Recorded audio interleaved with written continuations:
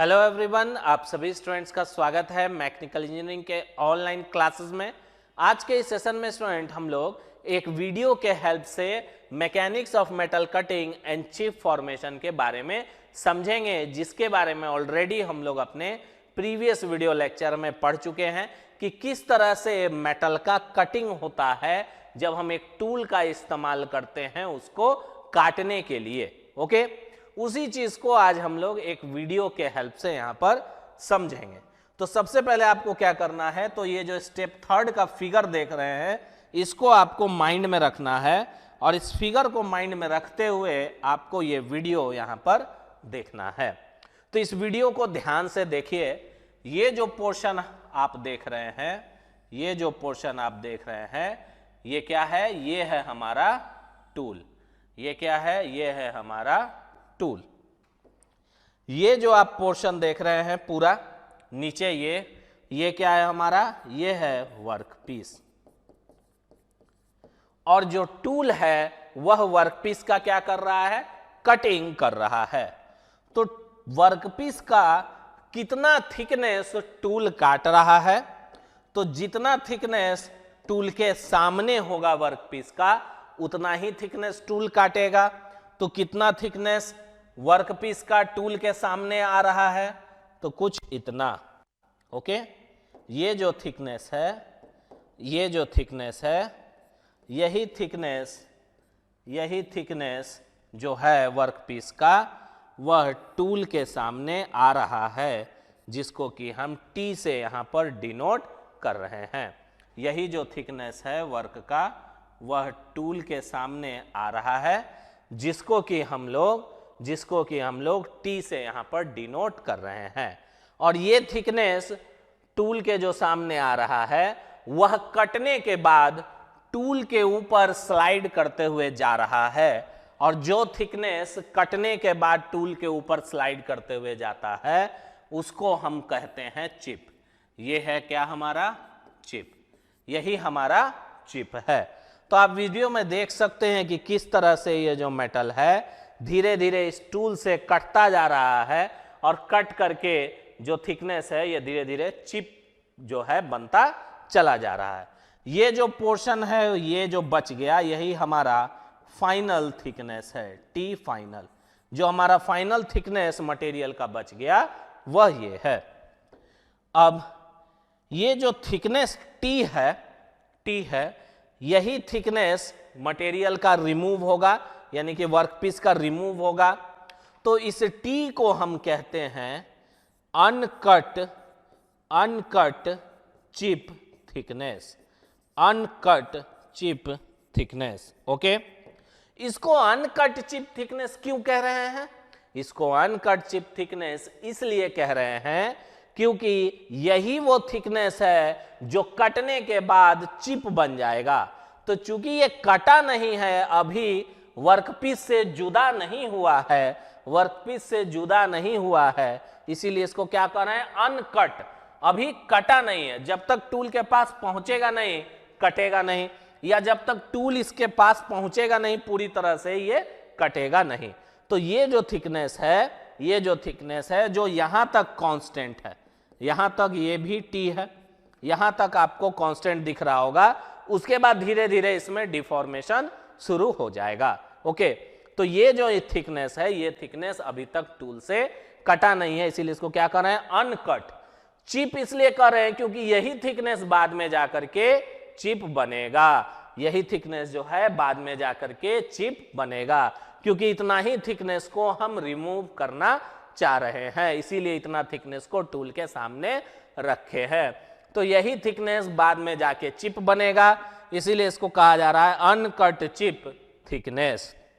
उसके बाद जब कटिंग हो जाएगा तो कटिंग होने के बाद ये जो पोर्शन है जो टूल के साथ स्लाइड होके जा रहा है, जिसको कि हम चिप कह रहे हैं, इसका जो थिकनेस है उसको हम TC से रिप्रेजेंट करते हैं और इसको कहते हैं कट चिप थिकनेस। क्योंकि ये मटेरियल से जुदा हो चुका है, यह मटेरियल से जुदा हो चुका है, इसीलिए इसको हम कहेंगे कट चिप थिकनेस, क्योंकि ये कट के अलग हो चुका है। और जो फाइनल थिकनेस है वो ये है जो मटेरियल का बचा। अब थोड़ा और गौर से इस फिगर को देखेंगे, ठीक है। इस फिगर को गौर से देखिएगा तो एक आपको ऐसा लाइन दिख रहा होगा जहां से आपको लग रहा होगा कि ये जो चिप है ना ओरिजिनेट हो रहा है, ये जो चिप है वहीं से निकल रहा है। आपको ये नहीं लग रहा होगा कि ये जो थिकनेस है ये ऐसे घूम के चिप बन गया, ऐसा बिल्कुल नहीं दिख रहा होगा वीडियो में। ऐसा लग रहा होगा कि एक इमेजिनरी लाइन है जहां से चिप जो है ना कंटिन्यूअसली इस तरीके से निकल रहा है। अगर आपको ऐसा दिख रहा है तो बिल्कुल सही दिख रहा है, यही वो इमेजिनरी लाइन है। थोड़ा ध्यान से इस लाइन के ऊपर देखिए, इस लाइन के ऊपर देखिएगा तो आपको लगेगा इधर अलग दिशा में मटेरियल जा रहा है और ये मटेरियल जो है ऐसे जा रहा है, और इधर अलग से मटेरियल ओरिजिनेट हो रहा है। ये चूंकि 2 डायमेंशनल फिगर है इसीलिए एक लाइन है। जब ये 3 डायमेंशनल हो जाएगा, जब ये डेप्थ भी आ जाएगा इसमें, तो ये लाइन बन जाएगा प्लेन, जिसको हम कहेंगे शियर प्लेन। क्या कहेंगे? Shear plane.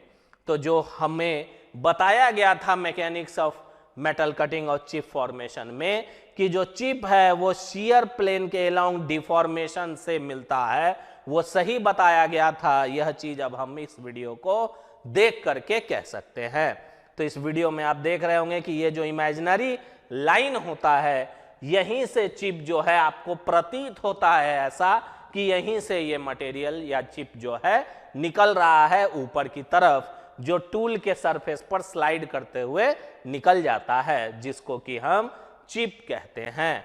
और यही जो लाइन है जब 3 डायमेंशन में जाएगा, जब इसके पास डेप्थ रहेगा, टूल का कुछ डेप्थ होगा, विड्थ होगा, वही आपका क्या बन जाएगा? प्लेन कहलाएगा, जिसको कि हम यहां पर दिखलाए हैं।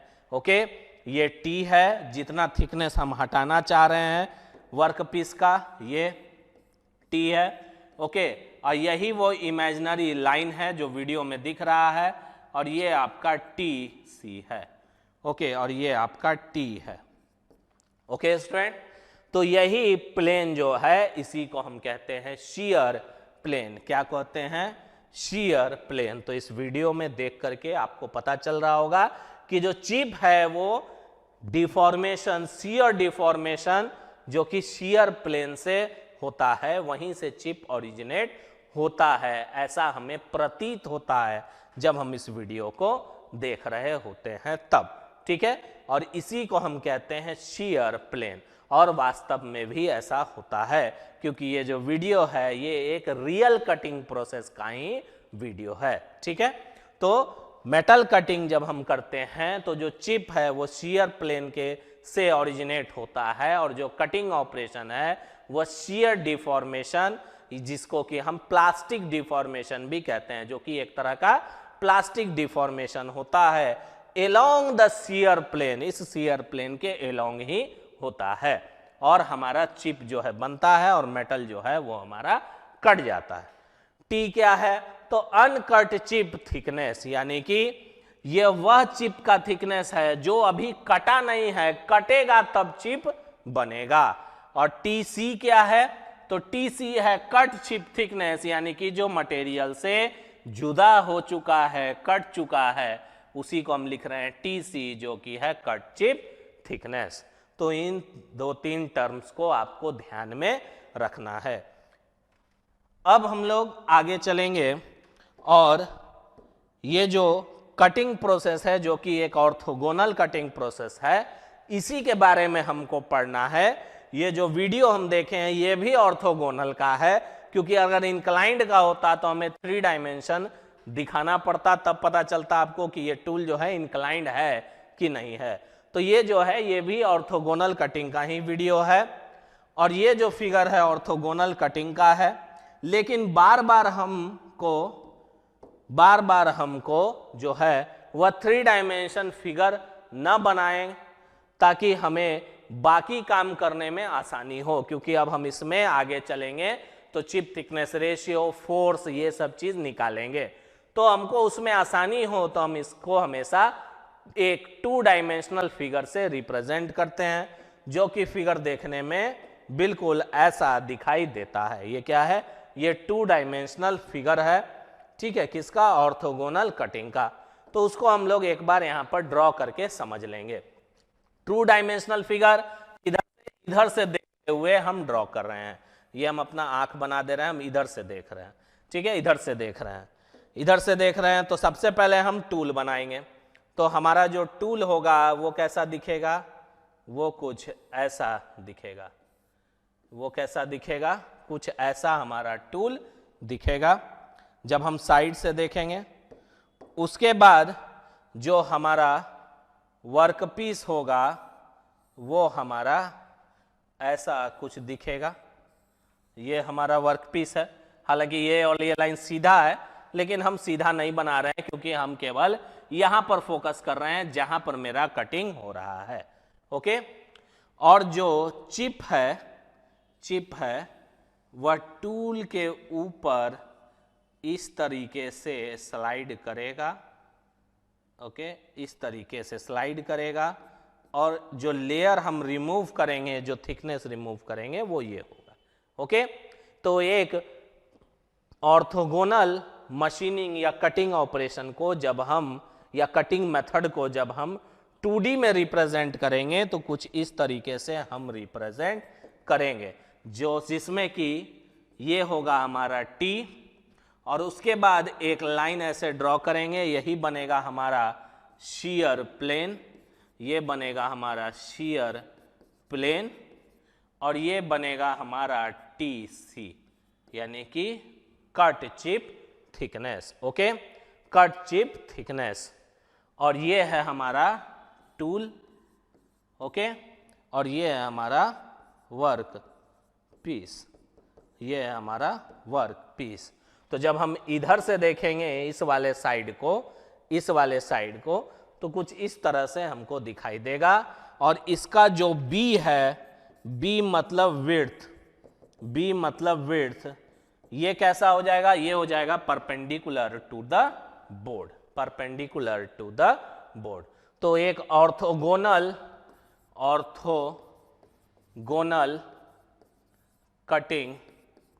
कटिंग मेथड जो है उसका 3 डायमेंशनल फिगर ये है और 2 डायमेंशनल फिगर ये है। अब हम लोग आगे चल के हमेशा इसी फिगर को बनाएंगे और इसी फिगर पे हम लोग अपना सारा एनालिसिस जो है यहां पर करेंगे। ओके, अब चलिए कुछ एंगल को हम लोग डिफाइन कर लेते हैं जो हम लोग को आगे जरूरत पड़ने वाला है। ओके, कुछ एंगल को हम लोग यहां पर डिफाइन करेंगे। तो सबसे पहला एंगल है हमारा रैक एंगल। ओके, कौन सा एंगल? Rack angle. तो रैक एंगल क्या होता है और कहां पर रैक एंगल हम दर्शाते हैं? तो कहता है it is the angle between the face of the tool called the rake face and the normal to the machining direction. तो कहता है कि ये वह एंगल है जो कि rack face of the tool, जिसको कि हम रैक फेस भी कहेंगे। Okay, face of the tool, sorry, face of the tool, जिसको कि हम रैक फेस भी कहेंगे। और नॉर्मल जब हम ड्रॉ करेंगे मशीनिंग डायरेक्शन के अलोंग, तो उन दोनों के बीच का जो एंगल मिलेगा उसी को हम कहेंगे रैक एंगल। तो एक बार फिर से समझते हैं, रैक एंगल एक एंगल है between the face of the tool. तो टूल का फेस कहां है? तो टूल का फेस ये है, टूल का फेस ये है। ये क्या है? फेस है टूल का। ये क्या है? फेस है टूल का। तो टूल का फेस ये है। इसको जब 2D में देखेंगे तो कौन वाला दिखेगा? ये, यहां से लेकर के यहां तक जो अभी हम लाल कर रहे हैं, ये क्या है? Face of tool. और इसी को हम क्या कहते हैं? इसी को हम कहते हैं रैक फेस। इसी को हम कहते हैं रैक फेस। तो यही है फेस ऑफ द टूल। तो फेस ऑफ द टूल हमें मिल गया, जिसको कि हम रैक फेस कहेंगे। अब हमें क्या करना है? अब हमें normal to the machining direction, जो मशीनिंग का डायरेक्शन है, जिस डायरेक्शन में टूल मूव कर रहा है।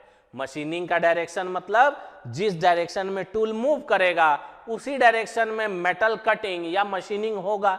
तो टूल मूव किधर कर रहा है? तो टूल मूव कर रहा है इधर, टूल मूव कर रहा है इधर। ये इसके नॉर्मल ड्रॉ करना है, क्योंकि क्या कह रहा है? The normal to the machining direction.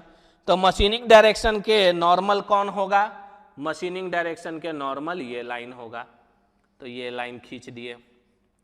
और टूल फेस कौन था मेरा? टूल फेस ये था मेरा टूल फेस। तो टूल फेस और मशीनिंग डायरेक्शन के नॉर्मल के बीच का जो एंगल है, बीच का जो एंगल है, इसी को हम क्या कहते हैं? रैक एंगल, और इसको डिनोट करते हैं अल्फा से। यही होता है हमारा रैक एंगल। तो अल्फा है ये लिखा हुआ, alpha is equal to rake angle, alpha is equal to rake angle. Okay, ये angle between the face of tool and a normal in the direction of tool motion या in the direction of machining. Okay, या तो आप कह सकते हैं इसको machining का डायरेक्शन, या तो आप कह सकते हैं डायरेक्शन ऑफ टूल मोशन। तो डायरेक्शन ऑफ टूल मोशन कौन है? ये पिंक वाला, इसको क्या कहेंगे? Direction of tool motion. Direction of machining कहिए, मशीनिंग या टूल मोशन, टूल मोशन। और जो लाल वाला है वो क्या है? नॉर्मल। क्या है? नॉर्मल। ये क्या है? Normal to direction of machining, machining के डायरेक्शन के नॉर्मल। और ये जो ग्रीन वाला है ये क्या है? ये है हमारा फेस। ये क्या है? ये है हमारा फेस, जिसको कि हम रैक फेस कहते हैं, रैक फेस या फेस ऑफ टूल। तो रैक फेस या फेस ऑफ टूल के साथ normal to the direction of machining जो एंगल बनाएगा, इसी को हम कहेंगे रैक एंगल। नेक्स्ट एंगल है क्लियरेंस एंगल। तो ये क्या कहता है?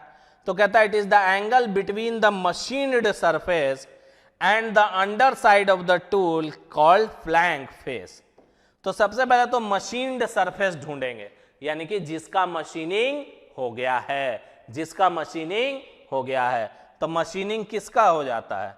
तो मशीनिंग इधर वाला सरफेस जो है इसका मशीनिंग हो चुका है, तभी तो ये चिप बना और ये टूल आगे मूव किया।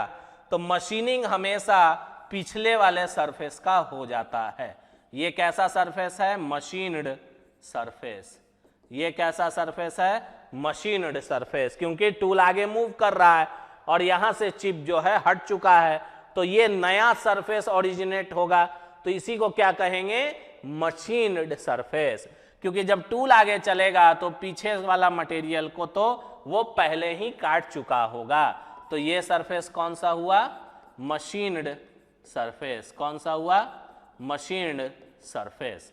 ठीक है, तो मशीन्ड सरफेस हमें मिल गया। कहां पर है? ये है हमारा मशीन्ड सरफेस। ये जो इधर लाल वाला बना रहे हैं ये कैसा है? ये हमारा मशीन्ड सरफेस। ठीक है, ये है हमारा मशीन्ड सरफेस। और फिर क्या कहता है? And the underside of the tool called flank face. Tool का अंडर साइड मतलब निचला वाला साइड। तो निचला वाला साइड कौन सा है? तो निचला वाला साइड ये वाला, ये नीचे का साइड है। ये कौन सा साइड है? नीचे का साइड है। ये कौन सा साइड है? नीचे का साइड है। ठीक है, तो यहां कौन सा साइड होगा? ये साइड नीचे का होगा। ये क्या है?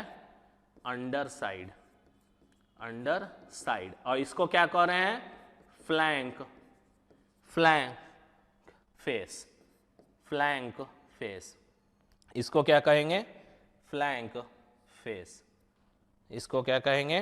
Flank face. ओके, ये है हमारा अंडर साइड, जिसको कि हम कहेंगे फ्लैंक फेस। क्या कहेंगे? Flank face. जो अंडर साइड है, जो निचला वाला साइड है, और इन्हीं दोनों के बीच का एंगल क्या कहलाएगा? Clearance angle. इसको हम क्या कहेंगे? Clearance angle. Clearance angle, sorry, clearance angle, इसको गामा से डिनोट करते हैं, क्लियरेंस एंगल। ठीक है, क्लियरेंस एंगल गामा। हो गया, आगे बढ़ते हैं। नेक्स्ट है हमारे पास लिप एंगल, जिसको कि हम कटिंग एंगल, नाइफ एंगल या वेड्ज एंगल भी कहते हैं। तो ये कौन सा एंगल होता है? तो कहता है it is defined as the angle between tool rake face and flank face. तो रैक फेस भैया ई वाला है, जेकरा के ऊपर जो चिप है वो फ्लो करता है, जिसके ऊपर चिप जो है रगड़ाते हुए जाता है, इसी को हम रैक फेस कह रहे हैं तब से। और जो फ्लैंक फेस है वो इधर वाला है, जो नीचे वाला है। और इन्हीं दोनों के बीच का जो एंगल है, इन्हीं दोनों के बीच का जो एंगल है, इसी को हम कह रहे हैं लिप एंगल या कटिंग एंगल या नाइफ एंगल या वेड एंगल। और इसको रिप्रेजेंट करते हैं साई से, इस तरीके से इसको रिप्रेजेंट करेंगे ऐसे, यू लिख के पेट फाड़ देंगे। ठीक है, यू लिख के इसका पेट ऐसे, इसको बोलते हैं साई। तो साई से हम इसे डिनोट करते हैं। लास्ट में एक बच गया, शियर एंगल। तो शियर एंगल कौन सा एंगल होता है? ओके, तो शियर एंगल यहां पर समझेंगे। ये है हमारा शियर प्लेन, जो हम वीडियो में देखे थे, जिससे कि हमको लग रहा था कि यहीं से चिप ओरिजिनेट हो रहा है, इमेजिनरी प्लेन। ये जब डायरेक्शन ऑफ टूल ट्रैवल के साथ जो एंगल बनाता है, इसी को हम कहते हैं शियर प्लेन एंगल, जिसको कि हम फाई से डिनोट करते हैं। ओके, तो ये जो शियर प्लेन एंगल हुआ, जिसको कि हम शॉर्ट में यहां पर शियर एंगल कह रहे हैं, तो ये है हमारा शियर प्लेन। ये क्या है हमारा? Shear plane. और shear plane direction of machining या टूल मोशन के साथ जो एंगल बनाता है, जिसको कि हम फाई से डिनोट करते हैं, इसी को हम बोलेंगे शियर प्लेन एंगल। ये जो फाई है ये शियर एंगल है, या इसको हम कहेंगे शियर प्लेन एंगल। ठीक है, shear plane angle. Okay student, तो ये कुछ इंपॉर्टेंट एंगल है, बेहद इंपॉर्टेंट एंगल है, जो आपके लिए जानना काफी जरूरी है, क्योंकि इसी एंगल पर हमारा जो आगे का टॉपिक है वो हम लोग स्टडी करेंगे। तो ये सभी एंगल को हम बहुत अच्छे तरीके से बताए हैं। शियर प्लेन एंगल एक बार फिर से सुन लीजिए। ये शियर प्लेन और डायरेक्शन ऑफ मशीनिंग या टूल मोशन के बीच का जो एंगल होता है, उसी को शियर प्लेन एंगल कहते हैं। यहां पर लिख देते हैं shear plane angle is the angle between the shear plane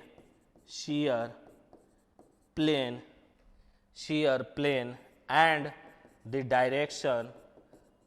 the direction of motion of tool। Okay, इसी को हम क्या कहेंगे? Shear plane angle. तो ये सारा एंगल जो है काफी इंपॉर्टेंट है। इन सारे एंगल को अच्छे से समझ करके पढ़ करके जाना है। ओके स्टूडेंट, ताकि आपको आगे का टॉपिक भी समझने में दिक्कत ना हो, और ऑब्जेक्टिव में आपको ये क्वेश्चन भी पूछा जा सकता है कि इन दोनों फेस के बीच का एंगल क्या कहलाता है। ओके, तो आज के सेशन के लिए इतना ही, बाकी हम लोग नेक्स्ट सेशन में मिलेंगे। Okay student, thank you.